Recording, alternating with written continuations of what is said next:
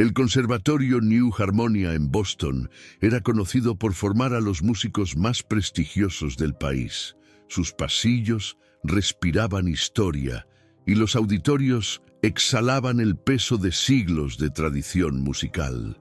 Pero en aquella gris mañana de otoño, algo inusual estaba a punto de suceder.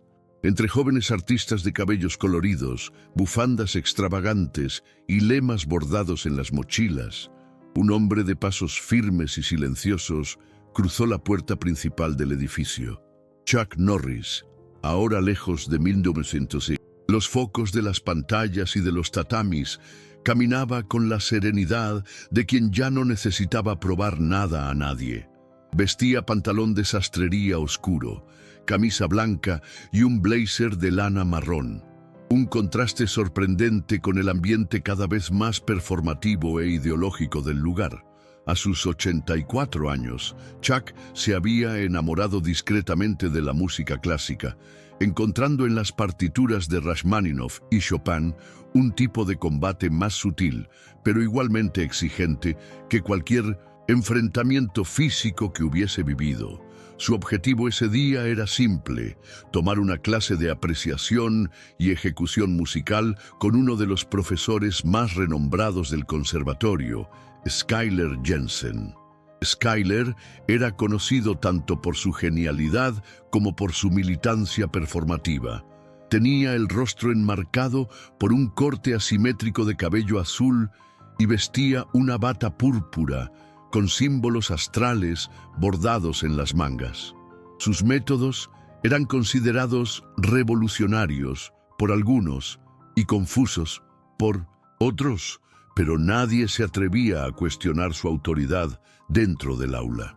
Cuando Chuck entró, las miradas se volvieron como si un sheriff del viejo oeste hubiera invadido un café alternativo en Brooklyn. El silencio fue interrumpido por una risita burlona de uno de los alumnos al fondo. Jensen, al verlo, arqueó una ceja con teatralidad. «Vaya, ¿es esto real? El vaquero de Texas ha venido a colonizar el piano también», dijo, arrancando tímidas risas de los presentes. Chuck solo asintió con una leve sonrisa, dirigiéndose tranquilamente a la silla del fondo de la sala. No estaba allí para discutir política, estaba allí para escuchar música. ¿Y si te dijera que lo que va a suceder en los próximos minutos va a dar un giro total a esta historia? Aún no has visto nada. Quédate conmigo, porque el momento en que Chuck se siente al piano callará hasta a los más arrogantes de la sala y demostrará que el verdadero talento habla más alto que cualquier discurso. La clase comenzó con una exhibición cuidadosamente orquestada por Jensen. 3 alumnos se presentaron con piezas contemporáneas cargadas de simbolismo político y desconstrucciones tonales. Había golpes aleatorios, gritos intercalados con notas disonantes y fragmentos de discursos activistas mezclados de fondo. La técnica era frágil, pero el entusiasmo del profesor era desmedido.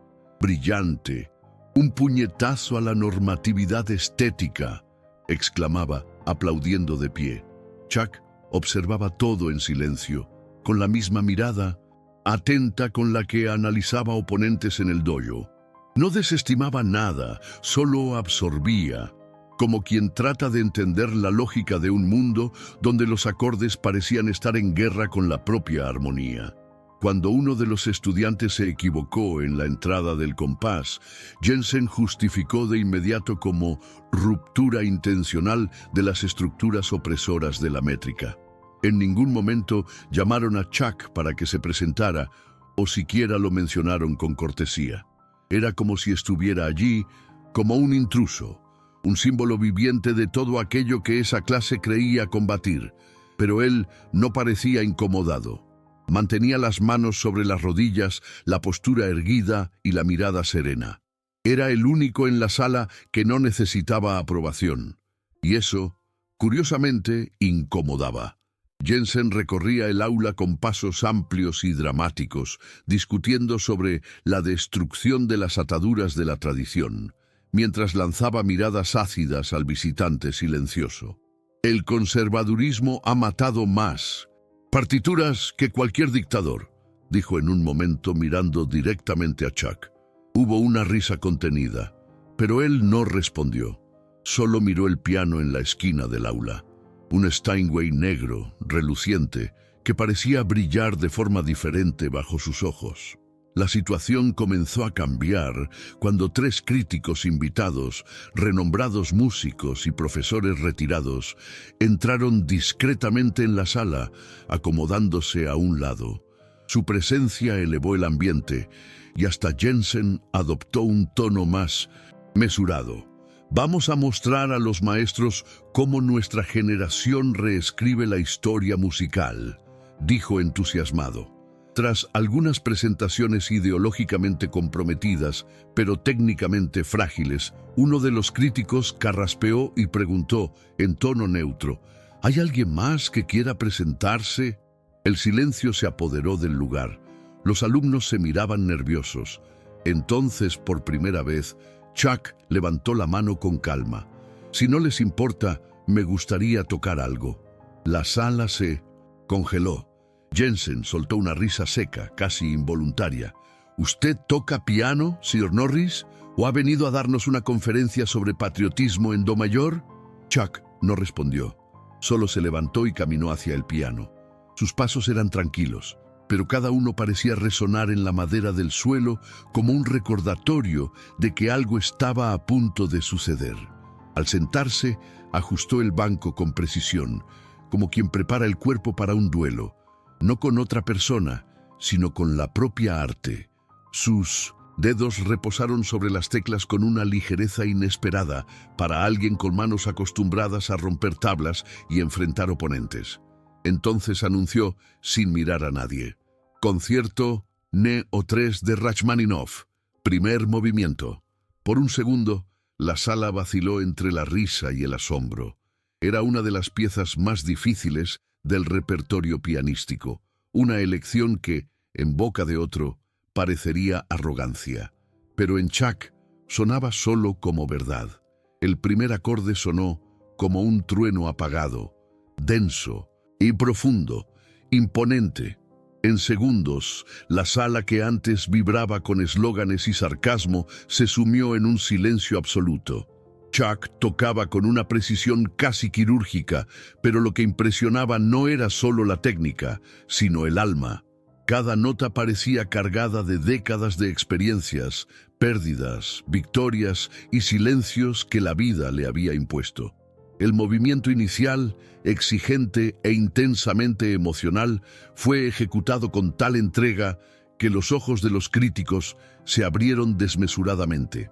Uno de 1960, ellos, veterano de Juilliard, dejó caer discretamente su bloc de notas sobre su regazo. Jensen, apoyado en la pared con los brazos cruzados, trataba de mantener su aire de superioridad, pero su expresión ya comenzaba a quebrarse. El alumno que antes se había reído ahora observaba en silencio, con la boca entreabierta. La interpretación fluía como una ola, a veces suave como un susurro, a veces violenta como un vendaval. Lo más impresionante era la ausencia de esfuerzo aparente. Chuck no hacía muecas, no teatralizaba, no exageraba los gestos. Simplemente tocaba, como si la música viniera de algún lugar dentro de él que las palabras jamás alcanzarían. El viejo Steinway, que durante todo el semestre había parecido adormecido bajo improvisaciones aleatorias, ahora vibraba con una energía nueva, como si también estuviera siendo redimido. Cuando la última nota del movimiento resonó y se disolvió en el aire, nadie se movió. Por un instante parecía que incluso el tiempo se había detenido. Entonces, como si despertaran de un trance, los críticos se pusieron de pie al mismo tiempo. El más anciano aplaudió enérgicamente y dijo en voz alta: Eso fue música. Skyler Jensen trató de disimular su incomodidad con una sonrisa tensa, pero su postura había cambiado. Por primera vez, él ya no era el centro de atención. La sala, su territorio seguro, donde él dictaba los tonos y los temas, ahora pertenecía a alguien que ni siquiera había hablado por más de 10 segundos. La incomodidad crecía como una sombra. Uno de los críticos se acercó a Chuck y frente a todos le estrechó la mano con respeto. «Pocos pueden hacer sonar a Rachmaninoff tan humano. Usted no solo tocó, contó una historia». Chuck agradeció con un simple asentimiento y se retiró, sin ostentar, regresando calmadamente a su lugar. Jensen entonces se adelantó, intentando retomar el control. Muy tradicional.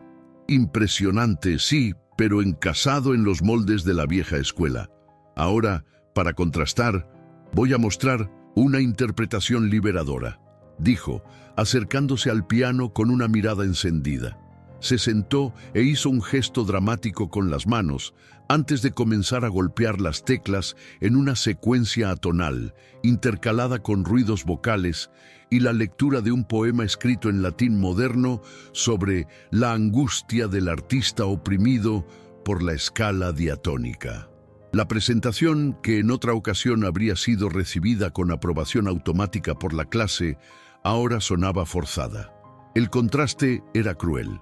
La técnica de Jensen era mediocre y el contenido, por más que intentara sonar transgresor, parecía vacío después de lo acontecido. Uno de los alumnos desvió la mirada, avergonzado. Otro se rascó la cabeza como quien intenta encontrar un sentido donde no lo había. Cuando Jensen terminó, hubo un breve aplauso, protocolario, vacilante, cargado de silencio. Por primera vez, la autoridad indiscutible del profesor parecía frágil, y él lo sabía.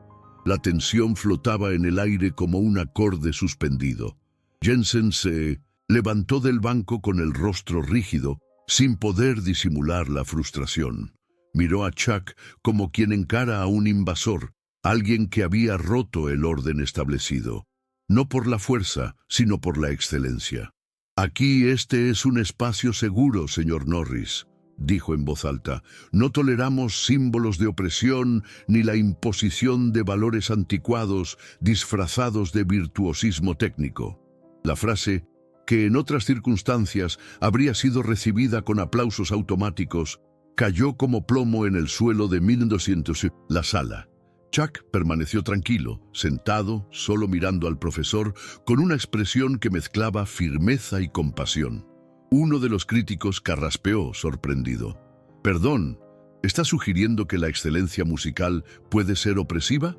Fue en ese momento que la puerta se abrió con un leve chirrido, y el rector del conservatorio entró.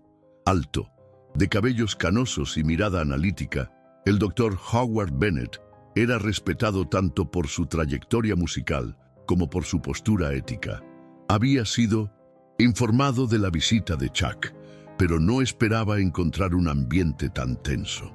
«¿Qué está pasando aquí?», preguntó, con voz calma pero firme.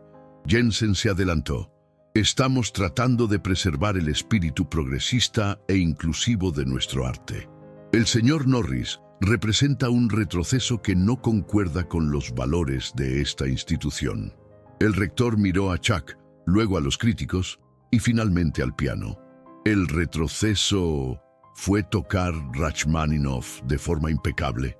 ¿O permitir que los juicios ideológicos sustituyan la apreciación del mérito artístico?», replicó.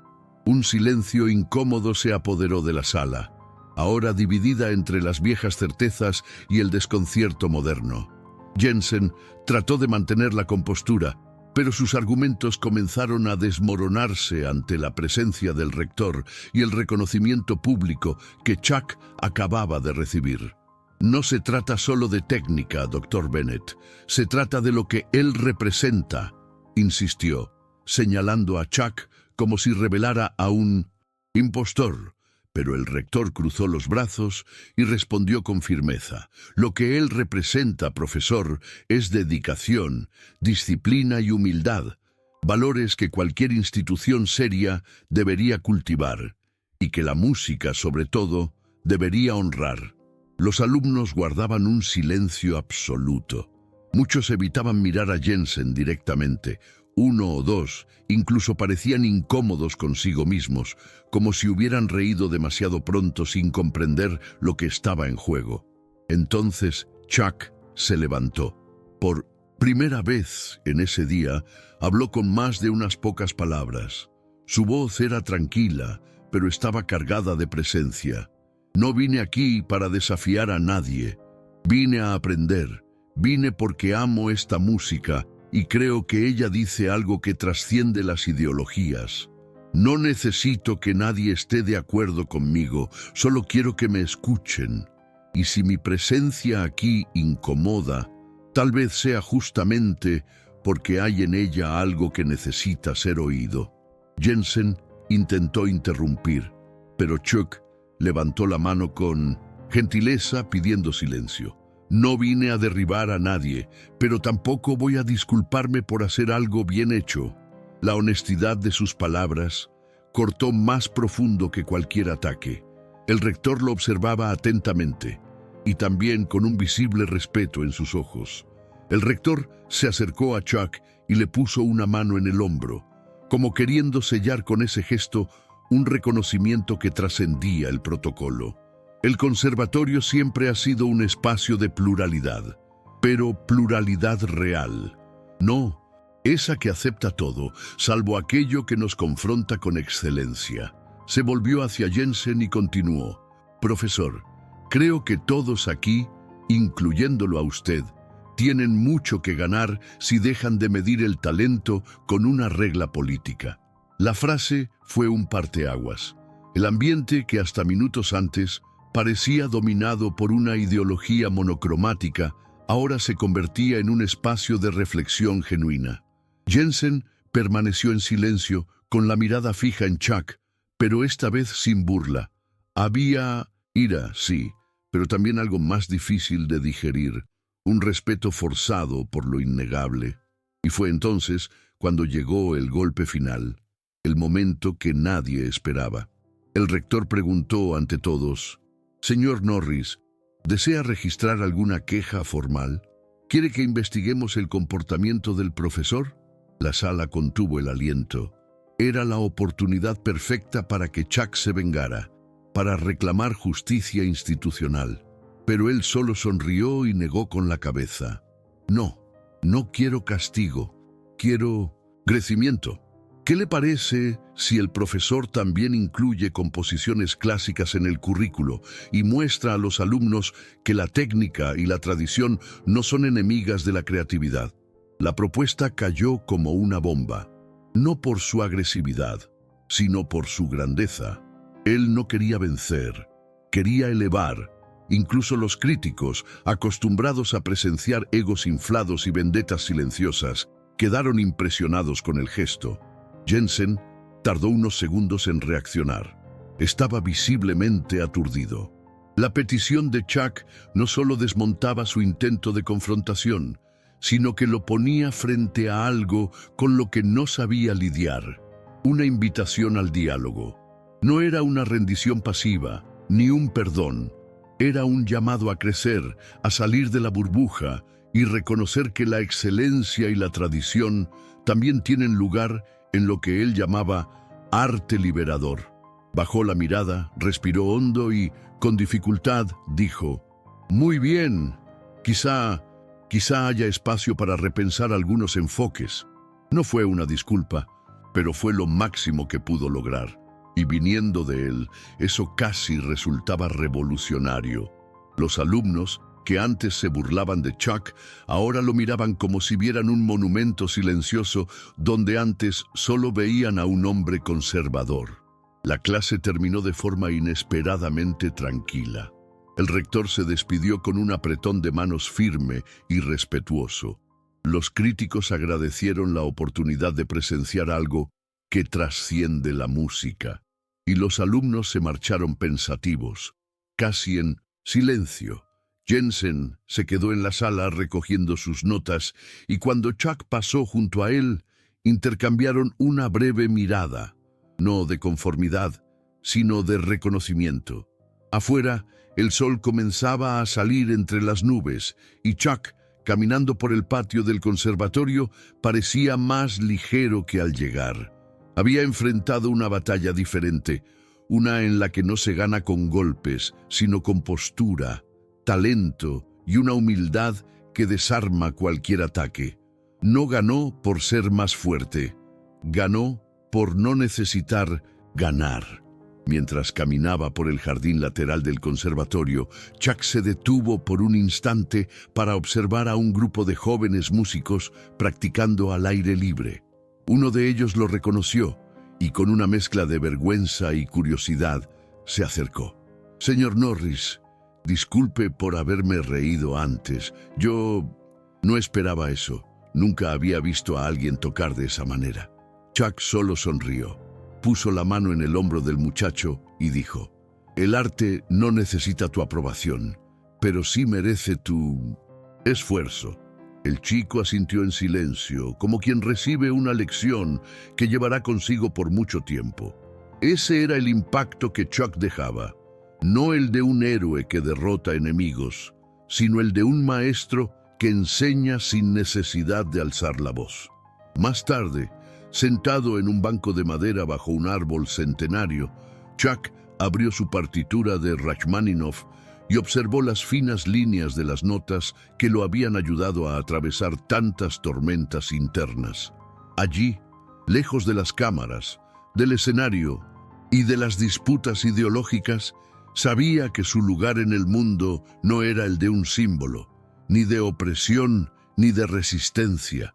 Era el de un hombre que seguía aprendiendo, incluso después de haber vivido más de lo que la mayoría podría imaginar. Para él, aquella mañana en el conservatorio no había sido para demostrar nada. Había sido para recordar a todos, incluyéndose a sí mismo, que el talento, cuando es guiado por la integridad, tiene el poder de unir mundos que parecían irreconciliables.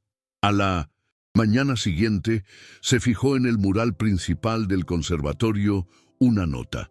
Era un circular firmado por Skyler Jensen, anunciando cambios en el contenido programático de la asignatura, inclusión de repertorios clásicos, debates sobre diversas corrientes artísticas y un módulo especial titulado Tradición y Técnica, lo que la historia aún puede enseñarnos. Algunos alumnos se sorprendieron, otros se sintieron aliviados. El rector, al leer el comunicado, solo esbozó una sonrisa discreta. No se mencionó directamente a Chuck, pero todos sabían de dónde había venido el impulso. Era como si la música, por fin, hubiera logrado aquello que ningún discurso había conseguido: el equilibrio entre la libertad y la excelencia. Chuck, por su parte, no volvió a comentar el episodio. Continuó asistiendo a las clases, practicando solo en horarios alternativos, sin llamar la atención. Era fiel al silencio de quien no necesita los reflectores para brillar. Pero su nombre, antes mencionado con burla, pasó a ser citado con respeto, susurrado en los pasillos. Incluso Jensen, poco a poco, comenzó a reconocerlo con un leve asentimiento cuando se cruzaban. No llegaron a ser amigos, pero algo había cambiado. La presencia de Chuck en el conservatorio ya no se veía como una provocación. Se veía como un recordatorio vivo de que el arte no pertenece a una tribu, sino a aquellos dispuestos a honrarlo. Cierta tarde, mientras afinaba el piano auxiliar de la sala de ensayos, Jensen se detuvo un momento y miró la partitura de Beethoven que tenía en las manos.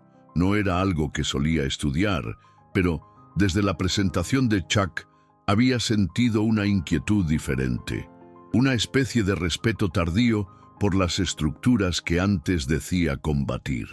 Por primera vez en muchos años, decidió estudiar sin la intención de deconstruir, solo tocar. Descubrió allí que había belleza incluso en las reglas que antes despreciaba. Era como si una puerta olvidada se hubiera abierto por alguien que no vino a derribar muros, sino a mostrar que había puentes posibles.